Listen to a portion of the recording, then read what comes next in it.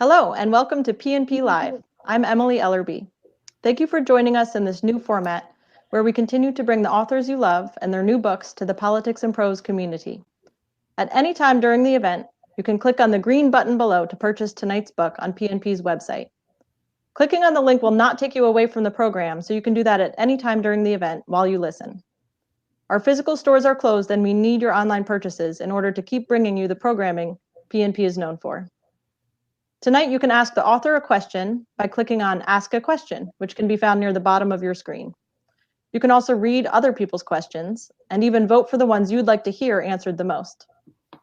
Finally, we want to thank you for being here with us tonight. We're so thankful to our family of loyal customers keeping our business and our spirits afloat. Nicole R. Fleetwood is Professor of American Studies and Art History at Rutgers University.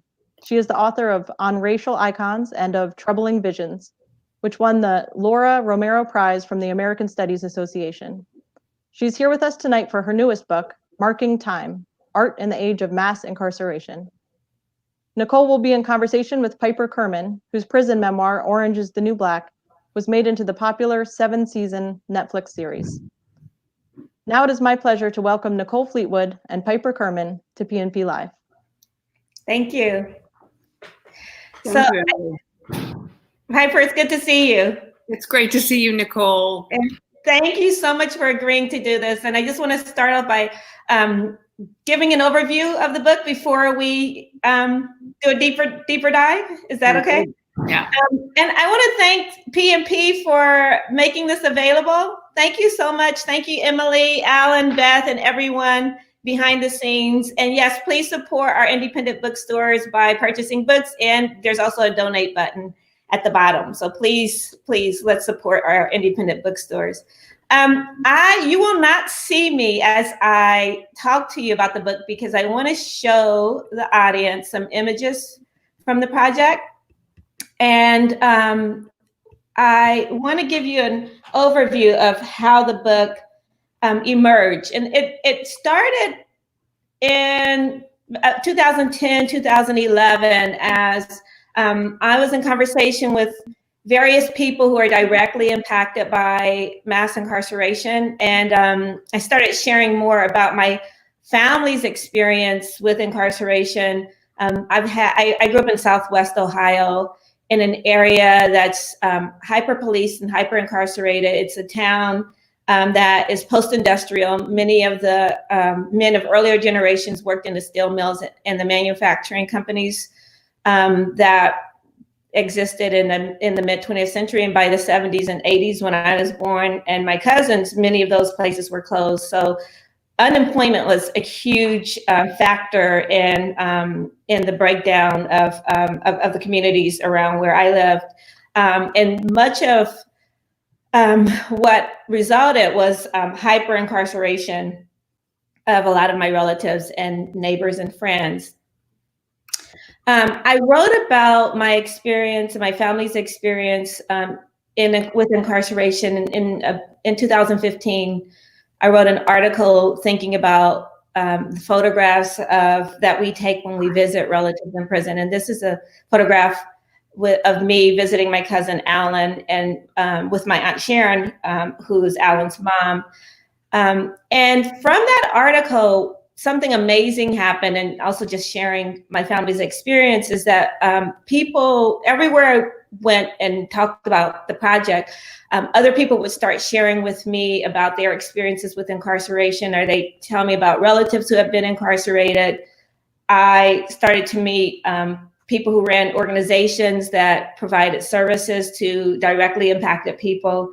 And through that, the book project grew quite organically. I like to call it a collective project. It's something that I could not have done without being in conversation with various artists, organizers, attorneys, prison staff, and the like. And over the course of the many years I spent working on the book, I interviewed about 70 currently and formerly incarcerated artists. And so their voices and their experiences for me really are what grounds the book, and any kind of theorizing as an academic that comes out of that you might see in the book really comes out of the personal experiences of people who are sharing their stories with me. So I just want to talk about some of the things that I learned from incarcerated and formerly incarcerated artists as I went about researching the book. And one is the way that art practices in prison foster forms of community that are often hard to come by in prison. And so, for example, I learned that art making is one of the sites, one of the spaces where people of different races can come together, like in a safe space. So it becomes this like place where you see cross-racial solidarity and collaboration. I also learned that it's a really important space for like peer mentoring. So an incarcerated artist might teach another incarcerated person a skill, and that skill might actually really shape their outcomes in prison. So for example, a portrait artist can use that skill to barter for goods that they might not be able to afford otherwise. Other things that I learned that for me were really important was like the way that incarcerated artists use limited materials in prison to create these incredible works of art. And these are works of art that often reflect on the very conditions of incarceration. So for example, Tamika Cole made this collage, this graphite collage, while she was incarcerated in Alabama. She had limited materials, and she was also experiencing abuse by prison guards. And she knew that anything she would do to protest that abuse could subject her to more abuse or a longer sentence. So she turned to art making as a way of creating what she calls her own dark calm, as a way of protecting herself during that time. Similar to Tamika, James Hoff is now out of prison. He was released in August of 2019. But he was in for 27 years. He was sentenced to as a juvenile to life without parole. It's a sentence that is now ruled unconstitutional. And so because of that, he was released after serving 27 years. But during his time in prison, he thought a lot about ideas of racial capitalism. This is called I Am the Economy. So he thought about the warehousing, especially of, large percentage of Black men in prisons. In the US prisons, about 40% of the prison population is made up of Black men, although Black men make up 6% of the general population. And so here is it is a watercolor he did in 2018, where he is thinking in really evocative ways about the economy of punishment. Mary Baxter also is doing similar kinds of work. She's no longer incarcerated. She's become an activist. She's been involved in a national bailout project. She was part of the Mother's Day drive called Free Black Mamas, where across the nation, people were making donations to free women who were in detention centers and jails because they couldn't afford bail. In her video, Ain't I a Woman? This is a still from the video, and I talk about it in some detail in the book. She talks about a practice that many people don't realize still exists in many US prisons, and that's shackling women when they're in labor. And so she talks about her own harrowing experience of being shackled for 43 hours while giving birth in a state prison in Pennsylvania. I met Mary and I met James through a network of formerly incarcerated artists, and I want to give them a shout out. It was Jesse Crimes, Russell Craig, Jared Owens, Gilberto Rivera. They have created this incredible community of directly impacted artists, and they use their experience to support other emerging artists and also people who are currently in prison. And it's through that network and that community that this project really grew. And so I want to say that all the works that I'm showing you are works that I learned about from the generosity of people who are directly impacted by mass incarceration. Jared Owens' Elapsium is a triptych. It's actually hanging, you'll see it hanging behind me when Piper and I are talking. And it reflects what I call penal matter. And I talk about penal matter as how incarcerated people use the very materials of prison in the service of art making. As you can imagine, if you've never been incarcerated people have very limited access to resources for art or for many other things. I mean, the part of the punishment of prison is to isolate and to restrict access to many of the comforts and things that we take for granted in our day-to-day lives. When Jarrett was released from prison, federal prison, he left with jars of prison soil, and he continues to use that soil by mixing it into the paint of works that he's working on now. And this Elapsium is a painting where he overlaid the blueprint of the federal prison where he was incarcerated, Ferriton, with the iconic Brooks slave ship. So he's thinking about the long history of racial subjugation and captivity. I'm going to show you a few more works from the book. And then Piper has some images that she shared with me that resonate very much with many of the things in the book. Jenji Kohan, I mentioned earlier, Jenji and Jarrett were incarcerated together also with Gilberto, and they created this multiracial art collective where they resource pooled, they shared their art materials together, they shared publications together, they studied contemporary art practices and art markets, and really created this robust art school inside a federal prison. They are all now out of prison and continue to exhibit and to support each other in their own art careers. Gilberto Rivera's An Institutional Nightmare, also made while he was incarcerated with Jarrett, and Jenji is an example again of what I talked about as penal matter, where he uses his prison uniform, something that could have gotten him in trouble, turning state material into an art making medium. Here he did that though because he was being hyper surveilled in prison. He was labeled a gang member. And so every time he made a work of art, that work was often confiscated or criticized or treated very differently because of the gang label that was attached to him. So he thinks about the prison uniform as like this kind of ultimate marker or stigma that impacts him while he's in prison, and that continues to resonate in his day-to-day life since he's been released in prison. I spent a substantial amount of time talking about portrait work because portraiture is perhaps the most common form of art making in prison. It is a currency incarcerated people, as I said, barter. It's also really important because incarcerated artists will create portraits of loved ones, of friends, of celebrities. They'll also create self-portraits. And I talk about how these self-portraits are so important for resisting criminal indexes like mugshots and prison ID cards and sentencing documents, these type of punitive materials that tether incarcerated people to the state and to the idea of serving time as punishment. One of the hardest chapters for me to write and to now go back to is a chapter I wrote on solitary confinement. But it was really important for me to write because as I was working on the book, I realized that so many of the people I interviewed, I want to say about 2/3 of them had some experience with solitary confinement.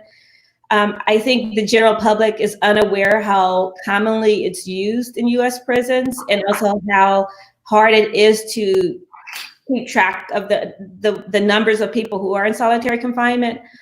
So I look at 4 examples of people making art in solitary confinement and where material access is even much more limited than in general population, and where people are struggling with all the pain and torture that comes with punitive isolation. One of the artists is Ojuri Lutalo, who spent 22 years in solitary confinement in New Jersey because of his political beliefs. And then I closed the book by thinking about how art making in prison really resonate with a lot of contemporary art practices by socially engaged artists like Sable Ely Smith, who has never been to prison, although she's never been sentenced, but she spent a lot of time in prison visiting her father, who was sentenced to life when she was 10 years old. So much of her art is actually thinking about the idea of penal matter and punitive time and how the experience of carcerality really impacts the livelihoods and the family structures of communities that are most directly impacted, Black, brown, and poor communities of all races. So I'm going to stop my images there and thank Piper for sharing these really powerful images that resonate with many of the things in the book. Piper, do you want to talk about them? And I think I'll have to control the slide. So just tell me next when you want me to move on. Sure, absolutely. These, I was so excited when I first heard about the book because based on my own experience and observation, making art, including but not limited to visual art, is one of the only opportunities that incarcerated people particularly, and also the more broad sort of carceral state of impacted people, but especially those in confinement, have so few tools or opportunities or methodologies by which to speak for themselves and establish an identity that is broader than the one that's been imposed upon them by the state. And also, art is one of the only opportunities or tools that incarcerated people have to work in resistance to their situation, their conditions, and these systems and structures that have imposed their current existence, their current status on. So I was so excited just about the very fact that this book was coming long before I actually saw the work that you've created, Nicole. I'll explain to folks, when I got the opportunity to read the book, which is phenomenal, and we'll talk more about the writing of it in just one moment, there were just literally dozens and dozens of examples from my own life that immediately leaped out at me as I went through. You have 7 beautiful chapters. The book is very dense and very rich, and yet also, beautifully written. So it is much more accessible than many books that have sort of the rigor and the academic, oomph that this book does have. It is beautifully accessible, though, which I compliment you on from the bottom of my heart. So one of the things that's included in the book is a lot of discussion of the photography and the role of photography inside prisons, the imposition of photography upon prisoners, and also a really interesting section in the final chapter on active practice of photography. So, one of the things that almost any incarcerated person will be familiar with is the practice of taking photographs in the visitor's room with visitors. And there's a more expansive practice of photography that takes place simply between prisoners. Often the term that we used for it was rec photos. So incarcerated people also may have the opportunity to have photographs taken of them and their incarcerated friends by another prisoner under the control of the prison. So I just shared with Nicole some of these images from my own term of incarceration are really important to me. And so this is a photograph of me and a really dear friend who was a frequent visitor.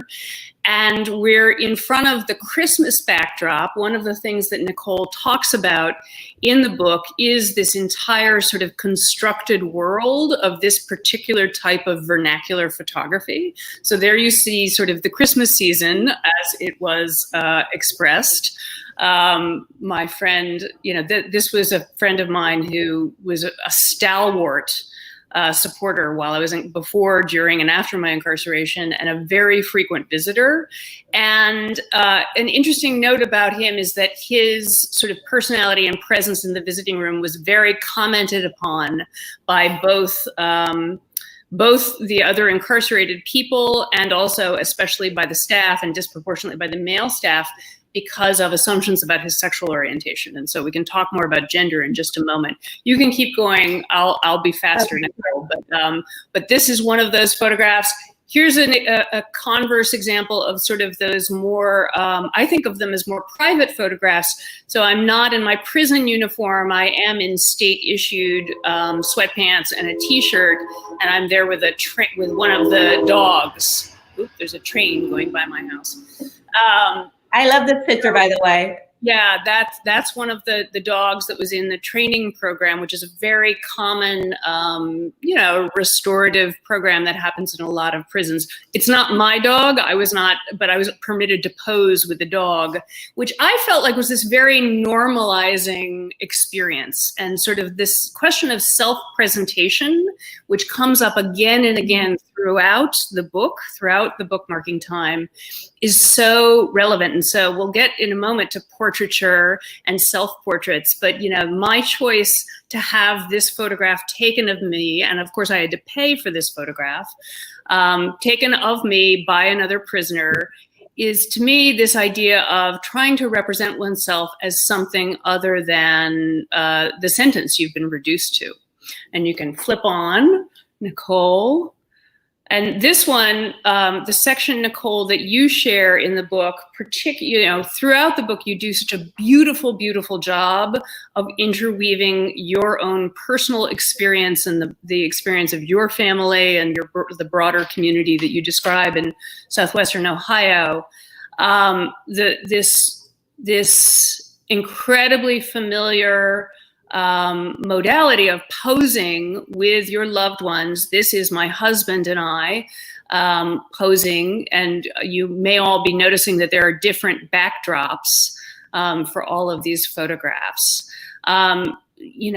These photos with the people who are most important to an incarcerated person are, they're incalculably valuable. They're incredibly valuable to both the incarcerated person and to the family members. And Nicole, I compliment you on really conveying both, analytically and intellectually, but also emotionally, just how relevant this particular kind of photography is, and how incredibly pervasive it is in a nation that incarcerates more of its own people than any society in human history has ever done. This type of photography is so important. So, okay, let's go on. Oh, and I just wanted to give a side note. One of the things that you point out, Nicole, is that the art makers of this particular photography are often totally anonymous.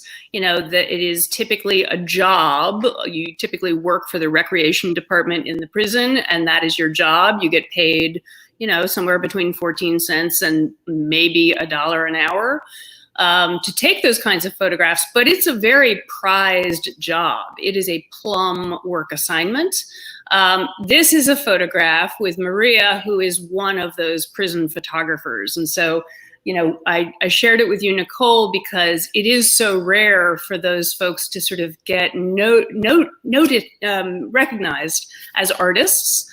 And yet it's hard to overstate how important that photography is to so many people, both inside and outside the walls of prison. So let's flip. So moving broadly to some of the ideas and the values that are so present in the book.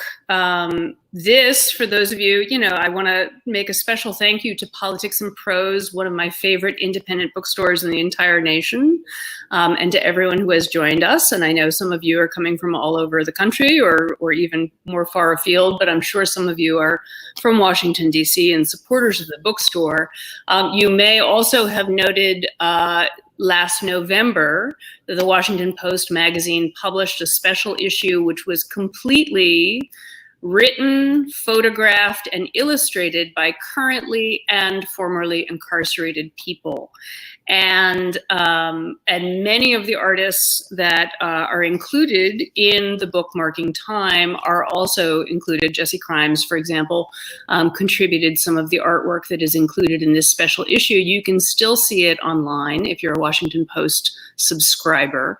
I was able to contribute to the issue, which I was thrilled by, and even more exciting for me is the fact that one of my students from Central Ohio, from Marion Correctional Institution, also submitted an essay that was selected for inclusion. And, Lamar is a guy who I had the privilege of teaching for a number of years. He is a really incredibly skilled fiction writer, but he came to my nonfiction writing class to try something that he had never done, which was that aspect of writing a nonfiction practice from a personal lens. So we can go on, Nicole. Oh, this is another of my students in Ohio. This is Lafayette Frierson, and this was made by another incarcerated man who is an artist, Mr. Ortiz. And again, when I read Marking Time, there were just so many things that Nicole delves into in beautiful detail in the book that leaped out at me and immediately tethered into my own life. And this question of portraiture is, I think, so important. We just referred to that in talking about that photographic practice in visiting rooms and behind the walls. So I solicited this portrait of Lafayette, and Mr. Ortiz was kind enough to make it and to gift it to me. Let's take a look at the last image. Yeah, this is another image that I have in my possession. This was painted by an artist named Willie Hightower, who is incarcerated in the same prison where Lafayette and Mr. Ortiz are incarcerated, Marion Correctional Institution, Central Ohio. Mr. Hightower, this painting was made by Mr.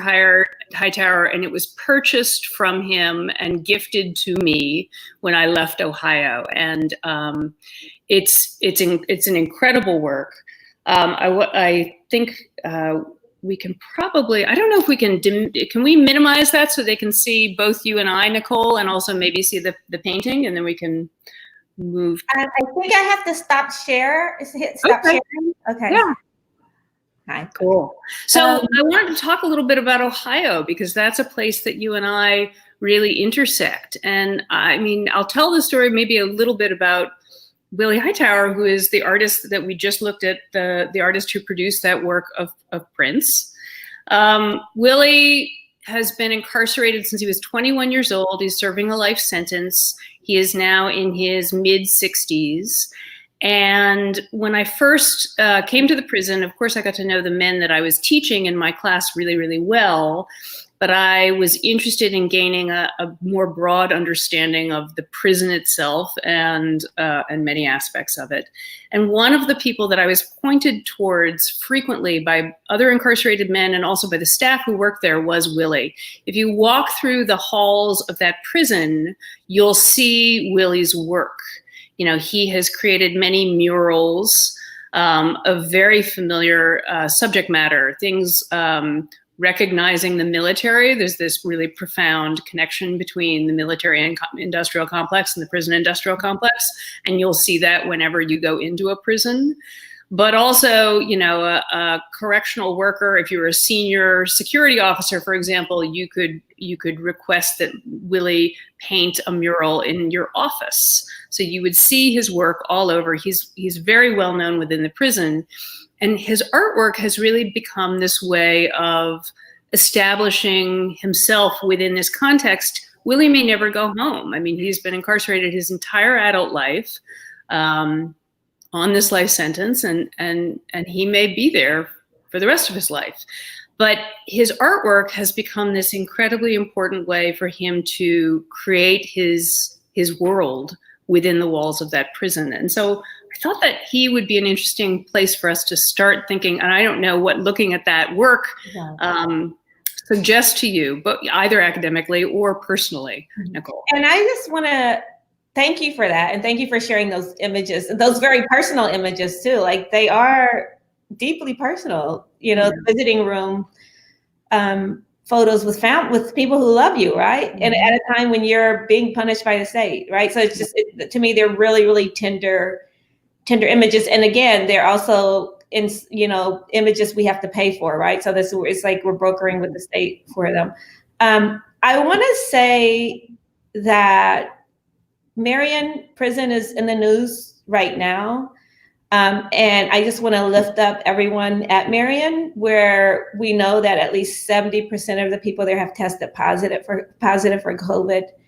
And even though the governor of Ohio has been praised for his response generally to COVID, that there's been very little movement to release people from prison in Ohio and across the country. And so I just want to acknowledge that we're at a moment, we know our prisons are always in a crisis, but they're like death machines right now, and that we're all, and I know you wrote an op-ed about this, and many people are working, many directly impacted people are working on this issue right now. So that to me is kind of framing everything we talk about. Yeah. And I just want to echo that Marion was the first prison to have a complete outbreak in the country, but that's happening all over the country. Marion was simply one of the first. Mm-hmm. And the use of the term death machine is a really apt one, because prisons and jails are frankly death machines every single day of the week, every single day of the year, whether there's a pandemic or not. Mm-hmm. And so I think that there's many, many people who are attending today who are already working on this behalf, but the only clear path towards greater safety for the people that we love and care about, and the people who, frankly, regardless of whether we love and care about them, don't deserve to be safe, is to press for early release and for safe releases. I absolutely agree. And this is a moment also to say that if you want to chime in on any of this, please put your question in the Ask a Question box. Yes. So about Ohio. So yes, we both have this connection to Ohio, and and I also talked with some of your colleagues from Marion, like Kendra Hovey. Mm-hmm. Someone I interviewed for the book, and Jesse Glover. So that I think this network of people who are really, you're unique because you're directly impacted, and you also decided to go back and volunteer, right? Not the other people. You're not a unicorn, meaning though that you've been on both sides of the wall, right? And other people are doing that work, and I think that's some of the most impactful work, because it's not from the space of imagining what it means to be in prison. It's actually having had that experience and being able to really understand what other people are going through. Thinking about what you said about Mr. Hightower and like his creating these masterworks inside this space that's also holding him right in punitive captivity, and where he might spend the rest of his life. Mm-hmm. And I think it's an aesthetic and existential question that many people serving life sentences who are making art in prison are thinking about, or who are doing other creative things. Or I even think about some people we know in common who are taking photographs of people doing life sentences, like Sarah Bennett, who's documented women serving life. Featured in this beautiful book. Photographs of women experiencing reentry are featured in the book. Mm-hmm. Fantastic, amazing, so powerful. But back to Ohio. It is Ohio, and I think it's a broader question about like, what are we doing by sentencing people to natural life in prison? I mean, that's, like as a society, one. And that now, I was just looking at these statistics from the Sentencing Project earlier today, that we have 206,000 people right now in the United States serving life. And that's our natural life, some version of a life sentence. Mm-hmm. And that number exceeds the entire population that was in prison in 1970. So we have more people serving life in 2020 than were nationally incarcerated in 1970. Mm-hmm. Yeah, I think one of the things that the book does so well is put in context what has driven that incredible growth of the population, and that harsh punishment, as you describe, is one of the things that has unquestionably driven this incredible ballooning of the prison population. And as we build a carceral state which is so enormous, it becomes incredibly entrenched. It serves political aims. It serves political purposes, which are not ones that enhance humanity or the quality of anyone's life inside or outside of prison. One of the things that I think comes through so beautifully is that sort of big picture that you put into context in the book, but also that sort of zoomed in question or understanding of what life is like for an artist who is incarcerated, a person like Willie Hightower. I was given the opportunity to interview Willie Hightower for a little more than an hour, and he is a very relaxed, down-to-earth person. He, chatted cheerfully with me. As I said, he's very well known within the prison and has even been covered a little bit in the media in terms of the quality of his art making, which finds a great audience. He plays music as well. He's been, among other people, been given the opportunity to play music within the prison, plays in an R&B band. And I was talking to him, it's hard to imagine navigating that much time in prison and the relative uncertainty of knowing whether you'll ever be released. And at some point I sort of said, Willie, how have you done so much time and managed to be so creative? And he said to me, in 1986 or 87, someone gave me this book. It's by a guy named Viktor Frankl. It's called Man's Search for Meaning. Have you ever heard of that book? And I was like, yes, I have. And he said, that book really changed my life. And I was just completely blown away in that moment by that conversation. But I just felt like Willie was a great example of how the practice of art making, whether it's the literal practice of working with materials, whether it's the social capital that it builds for people among other incarcerated people, and also navigating, the agents of the state who control your life, is so important and relevant to why the opportunity to make art is so crucial for, again, we have well in excess of 2.5 million people imprisoned in this country. When we think about jails, we know that there are far more over the course of a year who experience incarceration. And that's one of the reasons I was so excited when I heard about this book.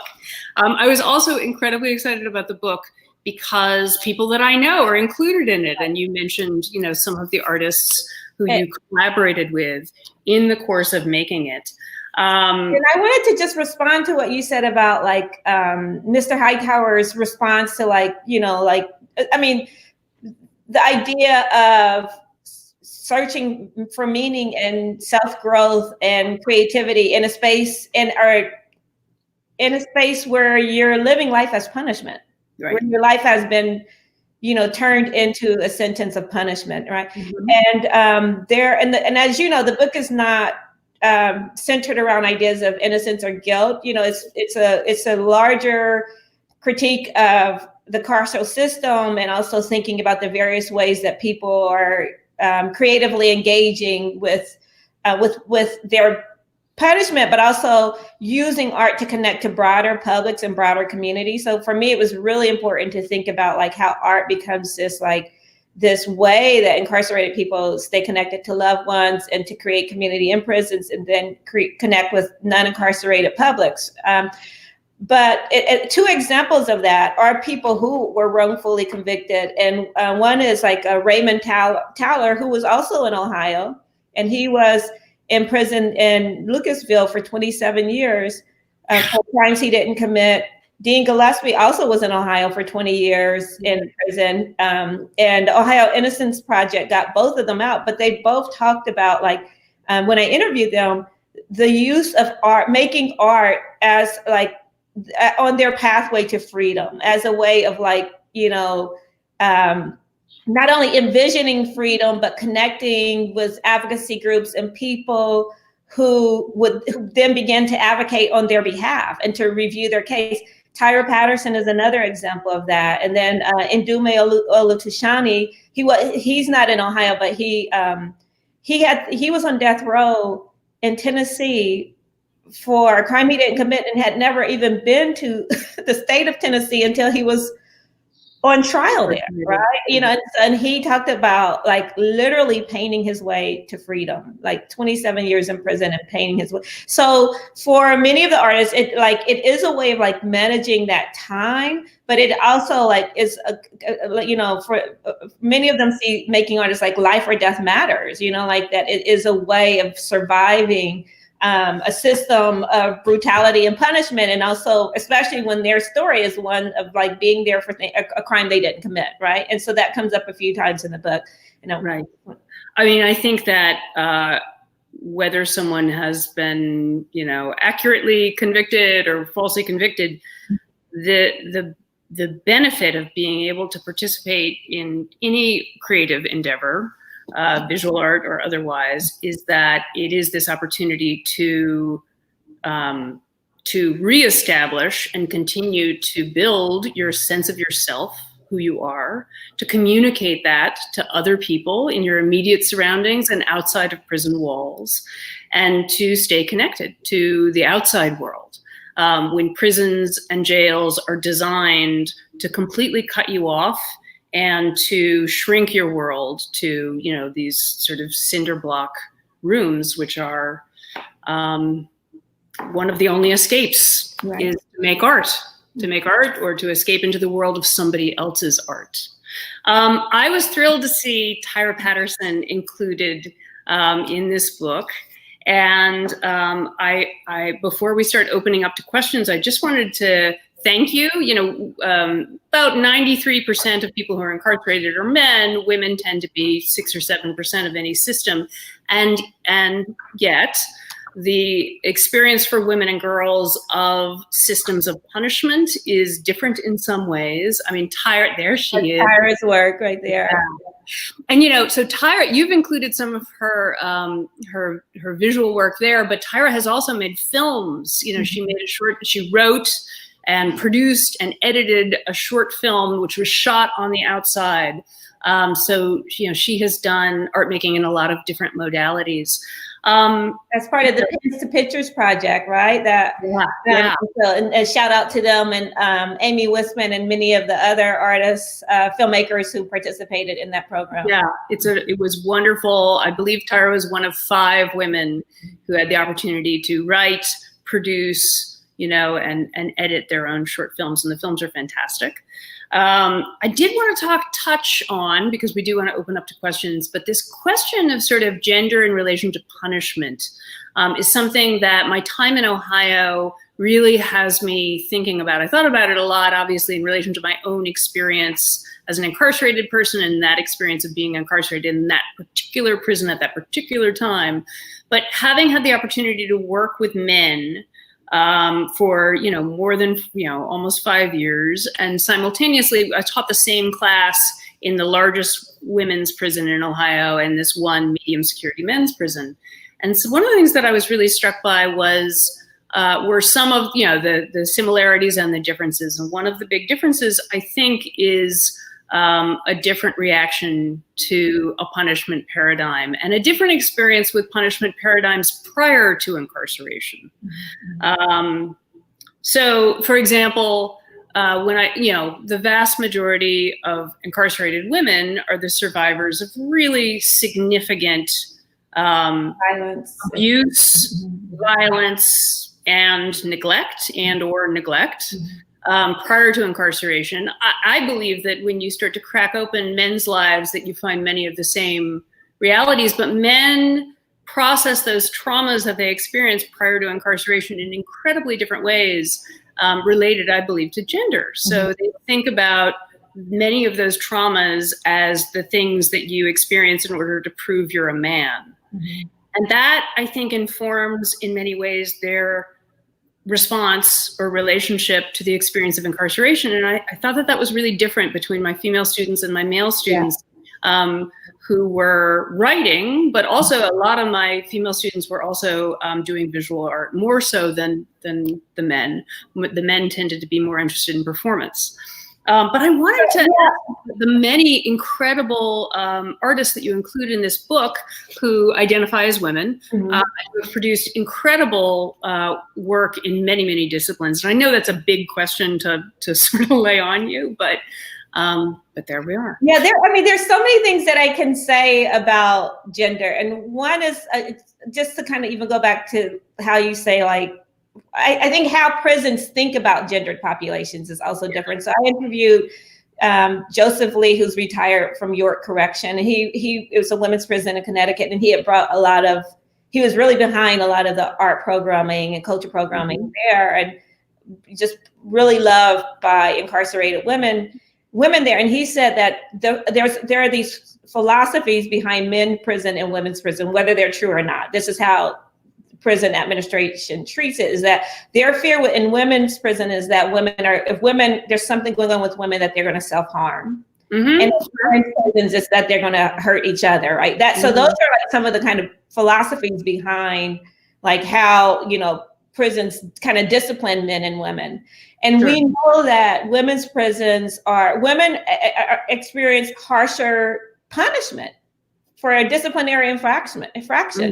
Especially Black women. I mean, that's particularly true. Black women, and especially Black trans women, right? So we can, so there's that. Also, the kind of punishment once you're in prison for things like, quote, attitude, like all kind of gendered language, talking back, rolling your eye. Like these are reasons why women will get punished in women's prisons. Talking to some art teachers, I mean, it was interesting. I talked to women who are non-incarcerated women who teach art in prisons, and many of them said it was easier to work in men's prisons than women's prisons, and that part of it is like there's like the issues are around just like self-esteem and like even identifying as an artist, or like just like an evisceration of self that often happens for women. And so people in prison are stigmatized, right? We know that, but women in prison, and especially women of color in prison, is like exponentially stigmatized. Less visits from so I think about gender in prison, and beyond who's in what cell, I think about like how women across the country are the ones who are taking care of incarcerated people, right? Or who are doing the caregiving, like women who are not in prison. They're carrying the load at home. They're sometimes the only income provider, right? Because a male loved one is in prison, or if they're queer, their partner is in prison. But basically, prisons impoverish women across the board, whether they're in prison or not. So I was thinking about that and thinking about like the impact on the women in my family or the women in my community. Thinking about like the work of Black feminists historically working against these conditions of unfreedom, right? So for me, that when I think about gender, I'm thinking about it in really broad terms like that, not just who are in what cells, because we know, like you said, women make up maybe under around 10% or less of the prison population, but prisons still impact the lives of women, many millions of women, right? In fact, Many ways in terms of childcare, access to intimacy, family structures. I mean, health outcomes. It's ongoing, the way that prisons impact women. And I think sometimes we think about it in discrete categories in terms of who's in prison. But I've also been told by people who work in prison that women get less visitors than men. That mothers sympathize with their incarcerated sons and often blame their incarcerated daughters, right? Like, so it's in different kinds of ways, right? So that there's a kind of extra punishment and scrutiny placed on, and we think of prisons as spaces for men, right? So what did a quote woman do to get in prison, right? And so there's all kinds of, I think, our idea about gender and women would be the idea of behaving, right? That's kind of, still plays out in terms of our, I think, society's lack of ability to really think seriously. And and that's one of the things that your book and then the Netflix series is looking at much more complexly at, like what it means to be a woman in prison, right? Like that we often don't have a complex language or way of thinking about that. Absolutely. So I want to open us up to questions. I'm sure there are a lot of questions for you.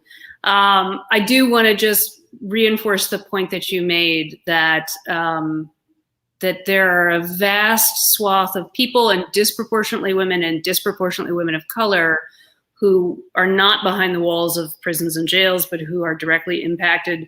One of the things that often I share with people, and they're like, what? That number is so crazy, I don't really believe it. But fully 1 out of every 4 American women have a loved one who is incarcerated, be it their parent, be it their spouse, be it one of their children, or as in your case, cousins. That's the scope of what we have created in this country over the last 40 years. Really, within your and my lifetime is the period of this incredible growth of incarceration as a tool of control over poor communities and vastly disproportionately communities of color.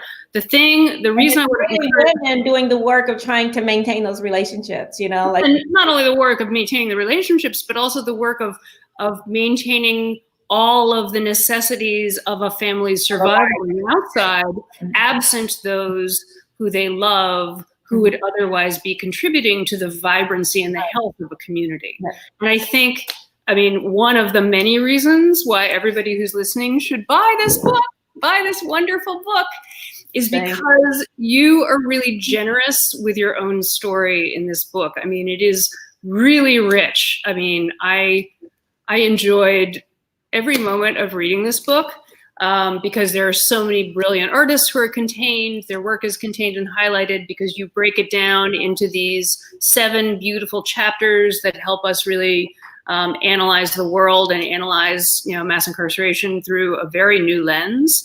But also, you have been incredibly generous with your own story and your own family's story to help readers of this book really put all of these concepts that you're sharing in context, and put the artwork that you're sharing in context. And some of my relatives are like in the audience, and I love my family so much, and I just want to say it's like their generosity of spirit and their willingness to trust me with sharing that made it possible. Like, I couldn't have done it if they didn't trust me to handle that with care. And it was hard work, and I just I'm completely indebted to my cousin Alan and DeAndre and my Aunt Sharon and my cousin and everyone who they for all the years they've been supporting me. And I know especially my Aunt Sharon, sometimes it brought up very hard emotions for her. Yeah. And I shared some early drafts with her, and it just and she said, I'm so glad you wrote this. Now it's just inspiring me to write my own story from the mother of someone, that it's from her viewpoint. So I just needed to say that. And I'm really excited about the questions that people, writing, I wanted to, I wanted the book to start with even though it doesn't start literally with the image of my family, but that it starts in my home and then it just grows out. I wanted the process of my journey to be a part of that book. It is. It's wonderful, and it comes across so brilliantly and so personally, and it's really, really moving. That last chapter really was very emotional for me to read. In addition to all the other things you shared during those earlier chapters, but you bring it home in this incredibly beautiful way. I want to make sure that folks get their questions answered, and we have quite a few questions, so forgive the glasses, folks. Okay, I believe this question is from John Whitman. This book is a marvelous story about the intersection of art and the incarcerated person, and this itself is a major contribution. What advice do you have for those who wish to document the value of carceral art? And as a postscript, where can we find the research evaluation experts, who can help with that documentation? But what's a starting point for documenting the value of carceral art? That's a great question. And I want to shout out Wendy Jason of the Justice Arts Coalition. They're also based in the DC area, but it's a national network. And so, John, I suggest that you go to their website because they've been pooling together teachers and artists and administrators from across the country to think about best practices and methods of evaluation and the like. And it's a network that's open. So I would start there and see, and I'm sure you can find lots of resources about documenting and best practices for documenting and thinking about the ethics of it, because incarcerated people are vulnerable populations, especially for people who are doing research. I think that is, and even if you're not a researcher, I think you also should. I think throughout the book about like, what am I doing and what does it mean to collaborate with people who are like literally their legal status is unfree, right? So like they, in many ways, can't legally consent to do certain things, right? So for me, that was like the kind of question that I'm asking myself throughout the book. Nicole, that leads us into this next question so well. Are there restrictions on content? I work for the Kinsey Institute as their curator. We have a collection of about 4,000 works made by incarcerated people in federal prison between the mid-1950s to the early 1970s. I'm dying to see that. Yeah. And these pieces were confiscated for being sexually explicit. I'm sure they weren't all sexually explicit. And what about that? What about the questions of control in this setting in terms of art making and, what you've seen consistently? Yeah, that excellent question, and often it's up to the whims of a guard and the mood that a prison guard might be in, like when they see the work. I mean, it can go like all kinds of ways, and I mean, from my talking with people who've been in prison and making art, like the issue that is probably most kind of hyper surveilled is anything that's seen as gang identified. Mm-hmm. So there's hyper, and I was even told that's one reason that the backdrops are often very like kind of bucolic scenes that are kind of, pastoral, that are not about, quote, ethnic specific communities. And so there's all these ways that I think the state is trying to, the prison state is like looking at images to think about like how to stop gang affiliation, or that kind of affiliation. And that's problematic in a lot of ways too, because often groups that are not quote gangs, but they're like political affiliations or ways of kind of creating non-kinship belonging in prison, they get labeled gangs, right? So that's one of the things I wanted to say. But there's like, I've heard people talk about content around sexually explicit content being confiscated, but it is up and down. I mean, it's not, there's not a consistent rule, and it really is like the whim of a prison guard and how prison administration handle art generally. All right, I think we have time for perhaps, let's see, one more question. I'm just sort of going quickly. All right. So how can people who are incarcerated, who aren't inclined to be interested in art, be encouraged to participate, for whatever benefits might be coming across, be it quote unquote rehabilitation, self-expression, etc. So yeah, this sort of interestingly tethers back to your point when we were talking about gender, about who sees themselves as an artist. Artist, right? Yeah. Yeah. It's like I really like that question, and also for me, it still connects a little bit with that censoring question, because the other thing is like I think anything that seems like hate speech or like targeted to a group of people can get censored, or anything that seems like an attack on prison admin. So I just wanted to kind of go back a little bit to that question. And I really like art for me is like a way of thinking. Like I turned to art in prison as a way of thinking about new forms of belonging. Like, so I think there are all kinds of ways of practicing connection and belonging. Like prisons ultimately isolate and sever people from their most intimate connections, their neighborhoods, their communities, in many ways severs them from their history. So I think that like whatever kind of practices that speak to someone who's in prison, that helps them to actually create collectivity. And by new forms of belonging, I mean like ways of thinking about how we as a society, how we come together, like, and how we deal with issues of like harm, repair, justice, right? Like art for me becomes like this microcosm for thinking like a kind of a new world order, new ways of like, of relating that's not based on isolation and punishment and condemning certain populations of people. So I think that there are other ways, like for some people, it's like spirituality. I know that like yoga is popular in some prisons, and, like James Hoff, I mentioned him earlier, was a voracious reader. And for him, so much of it was about like, this kind of just like self-education. And so there are other ways but I think it is about like not allowing punishment to eviscerate one's relationship to self and everything one loves, right? Like finding like, what is a meaningful life, even while held in captivity. That's beautiful. Thank you. Thank you. This is to you. Yeah. I mean, again, thank you for accepting. I asked Piper if she'd be interested to have a conversation with me. She's like, sure. Oh, yeah. I just want to reiterate, people, this book is amazing and beautiful and can be your incredible companion as you think about any of these issues. And for those, I know we have a lot of folks who are here who are, practitioners of reform or abolition in some way. And particularly for anyone who's actively engaged with the carceral state, I so encourage you to get a copy of this book, to read it. I encourage everyone to, because it is a tremendous work, a tremendous accomplishment. And thank you, Nicole, for doing it. And thank you to all you had many, many collaborators, obviously. And thank you for everyone who came today and all your wonderful questions. I'm sorry we didn't get to all of the questions. There were a lot of questions.